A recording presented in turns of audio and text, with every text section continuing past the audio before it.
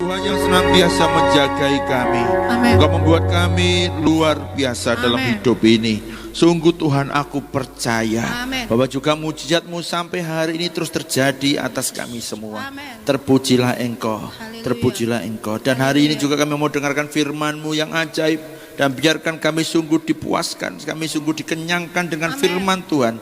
Sehingga kami menjadi pribadi yang tidak loyo, tapi menjadi Amin. pribadi yang kuat di dalam Amin. Engkau. Dalam nama Tuhan Terima Yesus. kasih Bapakku, hanya di dalam nama-Mu kami boleh mengucap syukur. Haleluya. Haleluya. Amin. Amin. Amin. Amin. Silakan duduk kembali. Ya, Bapak Ibu, saudara sekalian. Ya, seberapa banyak di antara Bapak Ibu yang ada di sini ya tetap membuat saya semangat, karena melayani Tuhan senantiasa membuat saya luar biasa kuat. Bapak Ibu, kalau saya tidak melayani Tuhan, rasanya tubuh ini seperti lolos semua ya, tidak ada kekuatan sama sekali. Tapi ketika saya melayani Tuhan, ada kekuatan baru. Ya, firman Tuhan temanya tubuh dan darah. Kemarin kita sudah belajar tentang darah. Ya, bagaimana kuasa darah Yesus luar biasa dahsyat yang bisa kita nikmati. Sekarang kita belajar tentang roti yang baik. Ya, karena beberapa orang menggambarkan roti tubuh Yesus adalah juga roti. Tapi ini saya berbeda, yang saya bahas saya berbicara tentang roti yang baik. Kita akan lihat bersama-sama Yohanes pasal 6. Nanti di rumah dibaca sendiri ya, ayat 33 sampai 35. Tapi kita mau fokus ayat yang ke-35.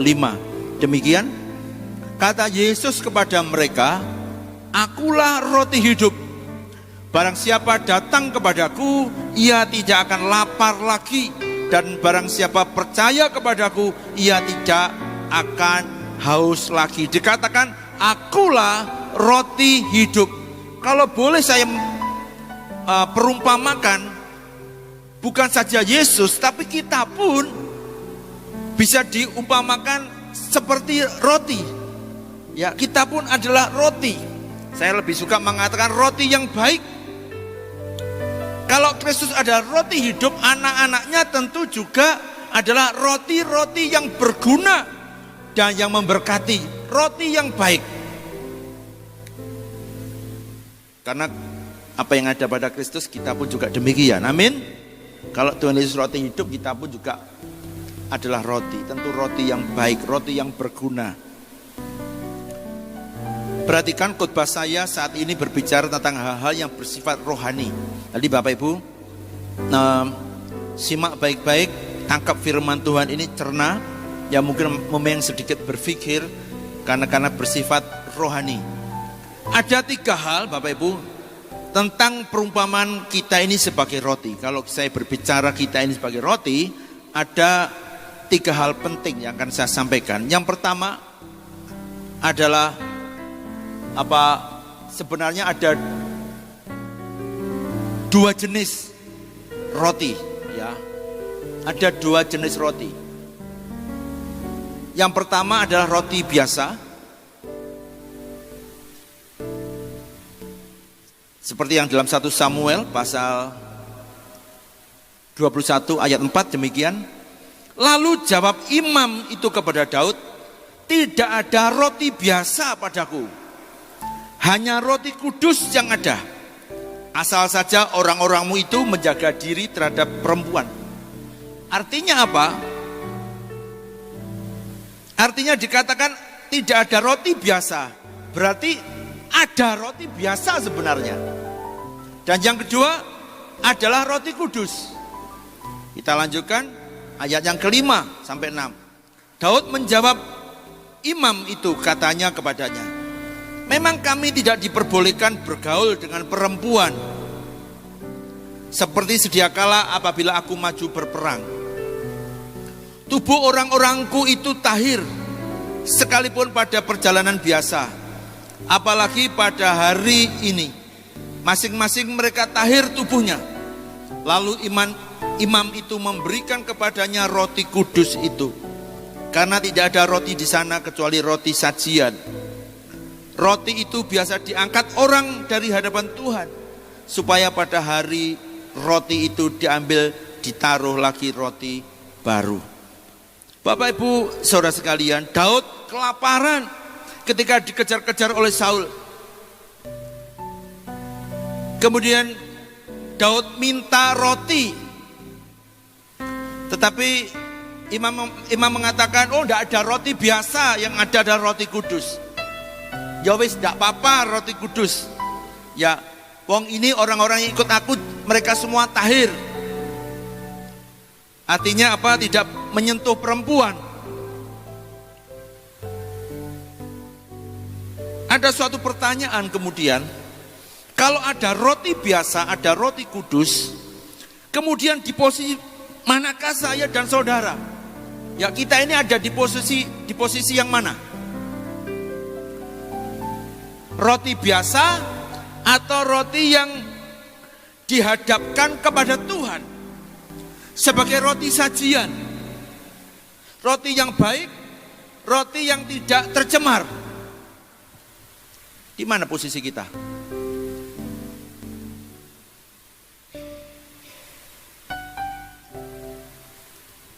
Apakah kita ini roti yang biasa saja, atau kita menjadi roti yang spesial, roti yang baik, yang tidak tercemar, yang layak diberikan, diperhadapkan untuk Tuhan? Bahkan dikatakan di sini, orang yang memakan roti kudus ini harus tahir terlebih dahulu, tidak boleh tercemar, karena ini roti kudus.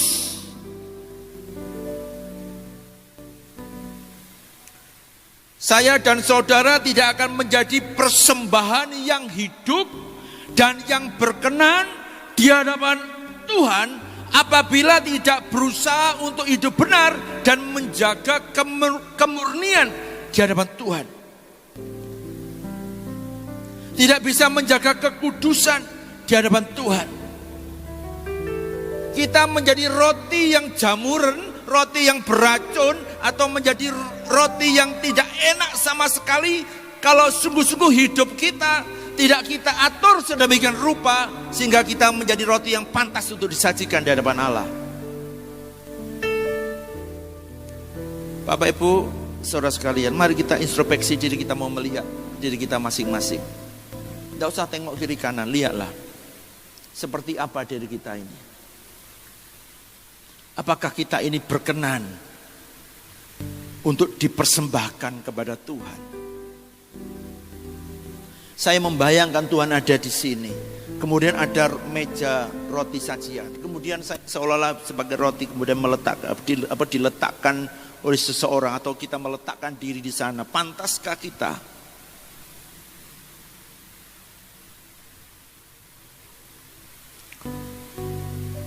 Sesuatu yang dipersembahkan kepada Raja adalah sesuatu yang nomor satu, Bapak Ibu. Yang paling enak, yang paling bersih, yang paling higienis, yang paling sehat. Itu yang pantas diberikan untuk Raja. Bahkan mungkin para koki harus memasak dengan sarung tangan, menggunakan topi penutup rambut, memakai baju panjang, supaya olahannya ini tidak rusak atau tidak tercemari atau tidak kotor. Kalau malam hari ini ada sesuatu yang mengusik, ada sesuatu yang mencemari diri kita, biarkan engkau merelakan diri ini semua diambil oleh Tuhan. Karena Dia kokinya, Tuhan ambil, cabut ini, ambil. Yang busuk ini Tuhan ambil. Aku gak mau Tuhan, ambil saja Tuhan. Sesuatu yang buruk dalam diri kita biarkan Tuhan yang ambil. Roh Kudus tolong. Mungkin kita perlu berteriak, Roh Kudus tolong, ambil ini Roh Kudus, ambil, cabut daripadaku, buang ke tempat yang Tuhan Yesus sediakan. Ambil. Malam ini Bapak Ibu, kalau Bapak Ibu berani mengatakan demikian, kita pulang, kita benar-benar dibebaskan. Dan malam hari ini ketika kita memuji menyembah Tuhan, Dia akan berkenan. Karena penyembahan kita tidak busuk, karena penyembahan kita murni, harum, enak disantap Tuhan. Yang kedua, hal penting tentang roti, tentang perumpamaan roti. Yang kedua adalah ada roti yang beragi. Ya, Keluaran 12 ayat 18 dan 1 Korintus 5 ayat 8. Namun juga ada roti yang tidak beragi, Bapak Ibu. Ya, ditulis dalam Imamat pasal 23 ayat 17 dan Matius 13 ayat 33. Ya, Tuhan Yesus mengingatkan kepada murid-muridnya untuk berhati-hati terhadap ragi orang-orang Farisi dan ragi Herodes. Apa itu? Kita mau lihat. Markus pasal 8 ayat 15. Lalu Yesus memperingatkan mereka, katanya berjaga-jagalah dan awaslah terhadap ragi orang Farisi dan ragi Herodes. Bapak Ibu, andai kata kita ini roti, tentu kita ini roti yang bebas dari ragi. Amin. Ya, saya berdoa kita ini dibebaskan daripada ragi-ragi yang tidak perlu, yang mencemari kita. Ragi yang dimaksud oleh Tuhan Yesus adalah pengajaran-pengajaran yang bukan berasal daripada Dia, yaitu pengajaran-pengajaran orang-orang Farisi, pengajaran kebiasaan yang dilakukan Herodes dan segala macam yang daripada dunia ini.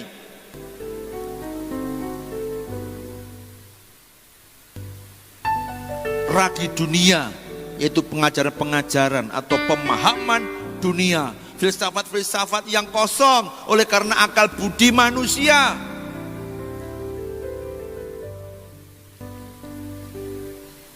Saya ingin mengajak saudara mempercayai firman Tuhan dengan sungguh, tanpa berbantah-bantah dan mengkompromikan untuk kepentingan diri kita sendiri. Saya melihat Bapak Ibu kalau di daerah-daerah, ya, pada waktu pelayanan biasa dengan Pak Sigit, dengan beberapa rekan, ya, itu pulang itu Bapak Ibu, itu bisa bawa itu satu bongkok itu Bapak Ibu, segala macam jimat itu saya bawa pulang. Ya, ini sudah lama saya tidak ke daerah-daerah. Segala macam, ya, benda-benda, ya, kemudian segala macam itu saya ikat begitu, kemudian pulang sampai di rumahnya Pak Sigit kita bakar. Ya, dari mana itu? Dari orang-orang percaya.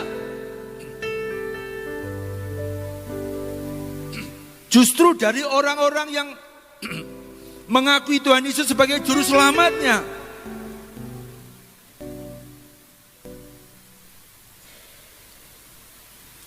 Disitulah kemudian saya menyadari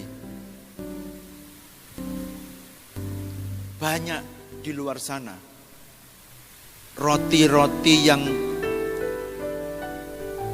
beragi, roti yang tercemari,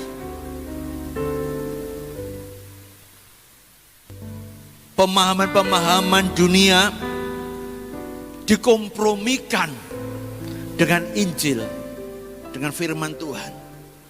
Oh, enggak apa-apa, saya punya jimat-jimat. Oh, enggak apa-apa, saya punya benda-benda semacam ini, toh tidak saya puja-puja, tidak saya sembah, tidak saya beri syarat-syarat tertentu. Saya beritahu, omong kosong. Omong kosong. Kuasa-kuasa kegelapan apapun yang kau miliki, benda-benda jimat-jimat apapun yang kau miliki, itu akan mempengaruhi kehidupanmu. Itu akan mempengaruhi kehidupan kita. Seperti tumor ganas Bapak Ibu, kecil, lama-lama membesar dan merusak, akhirnya membunuhmu. Jangan pernah kompromi. Kalau firman Tuhan mengatakan tidak, kita pun tidak. Kalau firman Tuhan berkata-kata, maka kita berkata-kata. Kalau Alkitab diam, kita pun diam. Jangan pernah berkompromi. Jadilah roti yang tidak beragi, yang tidak tercemari. Dan biarkan Dia yang mengolah kita menjadi roti yang baik, yang Dia sendiri berkenan dan yang pantas untuk sajian raja. Yang ketiga, ada roti yang baik. Yang pertama tadi apa? Ada roti biasa, ada roti kudus. Yang kedua, ada roti yang beragi dan ada roti yang tidak beragi. Yang ketiga sekarang roti yang baik. Bapak Ibu, untuk menjadi roti yang baik, rupa-rupanya harus mengalami proses. Saya melihat belajar firman Tuhan, orang buat roti menurut versi Alkitab, Yesaya 28 ayat 28 mengatakan, pertama kali gandum ini dikirik dulu. Ya, diirik dulu gandum ini. Kemudian Kejadian 18 ayat 6, Yeremia 7 ayat 18, Hosea 7 ayat 4 mengatakan, setelah itu kemudian diremas-remas. Kemudian Kejadian 18 ayat 6, Imamat 26 ayat 26 mengatakan, setelah diremas-remas, ya sesuai dengan bentuk keinginan yang membuat roti, kemudian dimasukkan di dalam pembakaran. Selanjutnya Yesaya 44 ayat 19, Yohanes 21 ayat 9 mengatakan, setelah itu ditaruh di atas bara api. Jadi prosesnya gandum diirik dulu, selesai, kemudian diremas-remas, mungkin dicampuri air ya, kemudian diletakkan di dalam pembakaran yang ditaruh di atas bara api. Ya, sampai kemudian jadi roti dan dipecah-pecah sebelum dimakan. Jadi orang-orang sana Bapak Ibu kalau ke Israel, ya besok yang tanggal 27 ya ikut saya ke Israel. Roti aslinya Bapak Ibu kalau nanti Paskah apa-apa itu rotinya tuh besar-besar begitu Bapak Ibu. Makanya kan orang bawa makan, waduh kebesaran, dan itu pasti kenyang sekali. Itu akan dipecah-pecah. Ya. Ini contoh saja, yang digambar ini contoh saja. Ini roti modern, bakery. Tapi itu roti yang dipecah-pecah. Jadi kalau makan dikasih potong-potong. Seperti pisah begitu besar kan. Pisah kan besar ya. Pisah itu kemudian dipotong-potong. Ya, kemudian diberikan, ya dibagi-bagi dan dimakan. Ya, jadi kembali untuk menjadi sesuatu yang berharga, ya dan berguna, kita ini harus ada harga yang dibayar Bapak Ibu. Ketika saya dan saudara sedang dibentuk Tuhan, ketika Tuhan ingin mengolah kita menjadi roti yang baik, serahkan dirimu sebebas-bebasnya. Jangan hambat Tuhan. Jangan punya kemauan sendiri. Biarkan Dia memprosesnya sampai kemudian selesai dan matang, dan Dia yang menikmati. Kembali saya berbicara tentang hal yang rohani, bukan yang jasmani. Jadi Bapak Ibu, pada waktu kita ini diirik, pada waktu kita diremas-remas, mungkin sakit, mungkin kita mau ke kanan, tapi Dia menekan ke kiri. Mungkin kita ke kiri, tapi Dia menekan ke depan. Kita tidak bisa bebas. Setelah itu kemudian kita ditaruh di pembakaran. Dan kena api yang memurnikan kita, api yang mengkuduskan kita, yang menjadikan kita pribadi yang sempurna. Bapak Ibu, ini prosesnya macam-macam. Saya dan saudara tidak sama. Proses untuk saya seperti ini sekarang bertobat mengenal Tuhan, ya proses yang saya alami apa? Pertama kali, jantung saya swak, ndak karu-karuan. Lever saya bengkak, ndak karu-karuan.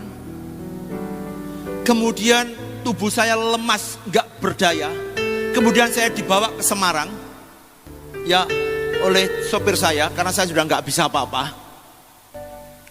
Ya.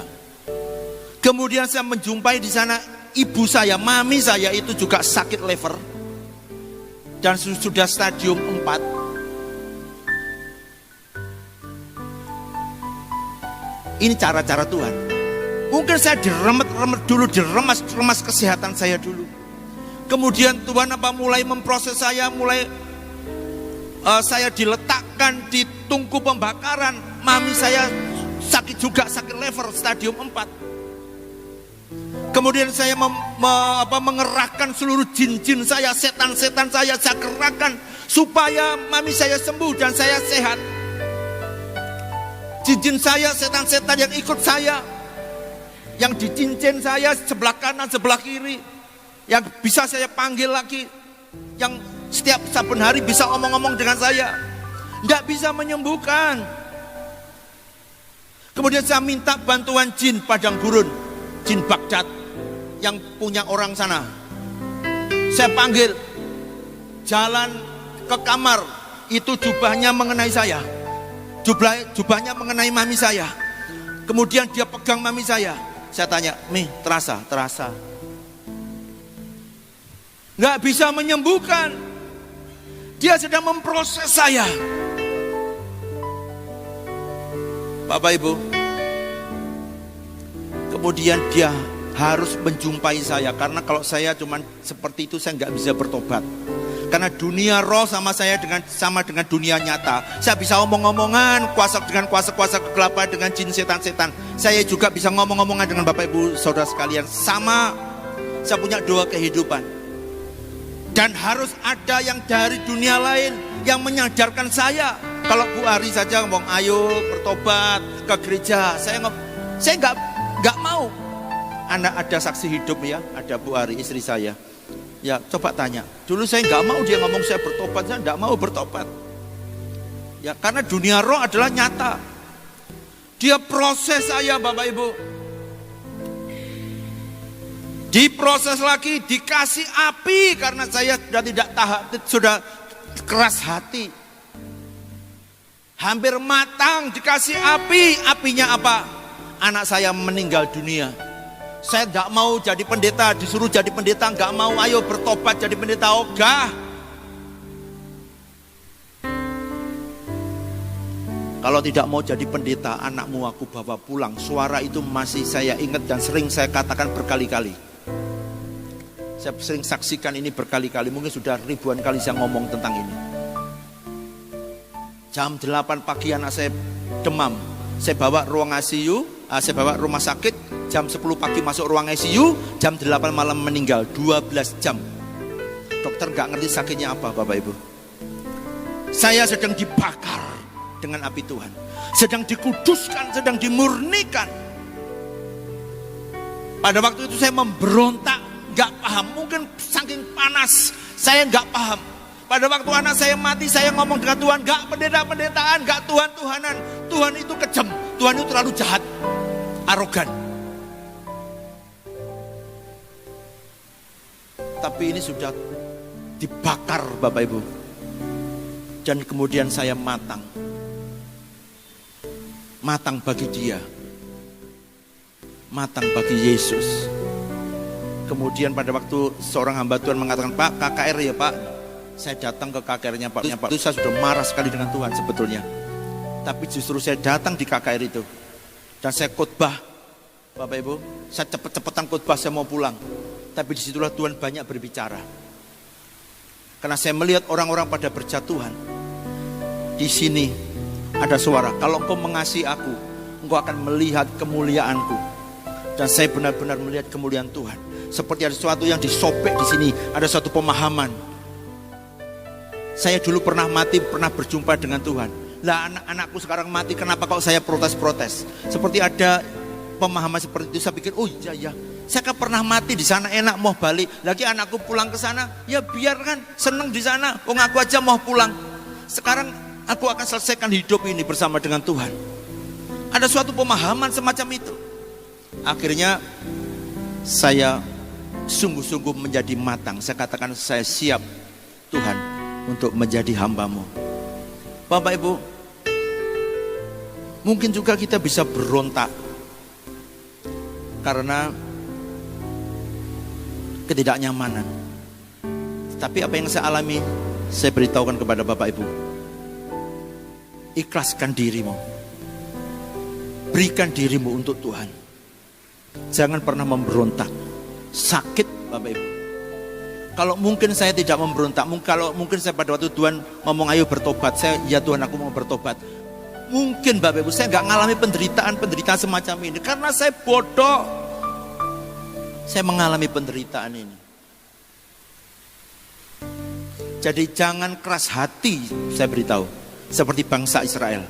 Tapi lembutkan hati. Kalau Tuhan mau panggil engkau panggil. Kalau Tuhan panggil engkau langsung kita katakan ya Tuhan ini aku.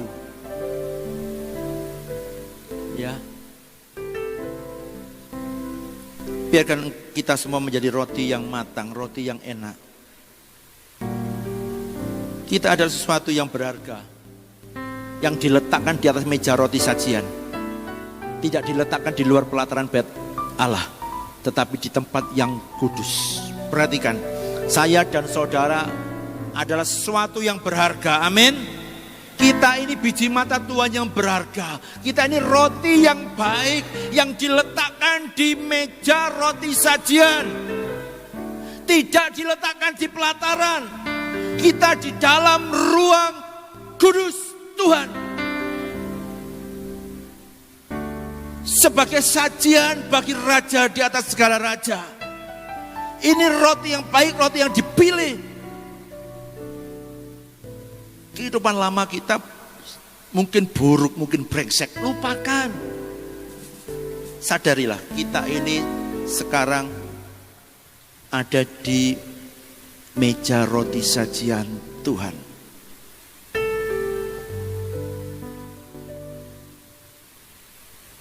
Dan haruslah engkau tetap meletakkan roti sajian di atas meja itu di hadapanku. Keluaran 25 ayat 30. Dan haruslah engkau tetap meletakkan roti sajian di atas meja itu di hadapanku. Jadi roti sajian itu tetap diletakkan di sana. Tidak diletakkan di pelataran, apalagi di luar sana. Yang keempat, ada roti yang terpecah. Yang pertama, roti biasa dan roti kudus. Yang kedua, ada roti yang beragi dan ada roti yang tidak beragi. Yang ketiga, ada roti yang baik. Yang keempat adalah roti yang terpecah. Bapak Ibu, saudara sekalian, kalau tubuh Kristus dalam perjamuan kudus adalah roti yang terpecah. Kita pun juga semestinya sebagai roti yang dipecahkan, roti yang terpecah. Beberapa penafsir mengatakan ketika Tuhan Yesus memecahkan roti, itu melambangkan sebagai kematian. Jadi pada waktu Tuhan Yesus memecahkan roti, itu melambangkan kematian. Bagi kita sungguh baik ketika Dia memecahkan roti, memecahkan kita. Yaitu apa? Mematikan kedagingan kita, mematikan keinginan-keinginan daging kita, dan membiarkan kita ini fokus kepada Tuhan. Roti yang hidup itu. Pendeknya kita semua sepakat. Roti yang baik ini harus apa? Kalau Bapak Ibu bayangkan roti yang baik itu harus apa? Bisa dinikmati. Amin. Amin ya. Kemarin ada orang bawa roti ke rumah saya kemarin malam. Itu satu apa itu? Macam-macam itu, donat. Ya. Saya beli coklat. Ya bisa dinikmati, enak. Karena roti yang enak, roti yang baik itu yang bisa dinikmati. Roti yang berguna bagi tubuh kita, yang menguatkan sebagai sumber energi. Mazmur 104 ayat 14 sampai 15 mengatakan demikian. Engkau yang menumbuhkan rumput bagi hewan dan tumbuh-tumbuhan untuk diusahakan manusia, yang mengeluarkan makanan dari dalam tanah dan anggur yang menyukakan hati manusia. yang membuat muka berseri karena minyak, dan makanan yang menyegarkan hati manusia. Harus menyegarkan, roti yang baik harus menyegarkan. Kalau kita seumpama roti yang baik, kita ini harus berguna. Ya, perhatikan. Kalau kita ini roti yang baik, kita ini harus berguna. Ya. Harus memberikan dampak kepada orang lain. Ya. Dan kehadiran kita kemana saja bisa dinikmati orang lain. Orang lain bertemu dengan kita terberkati. Perkataan-perkataan kita menjadi berkat. Kalau kita ini roti yang berjamur, roti yang busuk, roti yang kering gak bisa dinikmati, tidak akan memberikan dampak apa-apa kepada orang lain. Jadi kalau kita semua roti yang baik, hidup kekristenan kita harus berguna, mempunyai dampak, dan kehadiran kita dapat dinikmati oleh orang lain. Keberadaan saya dan saudara harus menjadi berkat, menjadi sumber berkat. Jadi sebagai hamba Tuhan, saya katakan bersaksilah, sampaikan kabar baik kepada banyak orang. Biarkan orang mengenal dan menikmati roti hidup dari kita sebagai roti yang baik. Orang tidak bisa menikmati roti hidup kalau Bapak Ibu tidak menyampaikan ada roti hidup yang bisa dinikmati, yang membuat orang sehat, membuat orang hidup diberkati. Jangan berdiam diri. Saudara sudah mengenal roti hidup itu. Saudara sudah menjadi roti yang baik. Jangan berdiam diri, saya beritahu. Ya, gereja ini masih banyak kursi kosong di balkon. Ini harus penuh dengan jiwa-jiwa. Jangan puas dengan kondisi kota ini. Kita harus berdoa supaya kota ini lebih banyak lagi jiwa-jiwa yang mengenal roti hidup.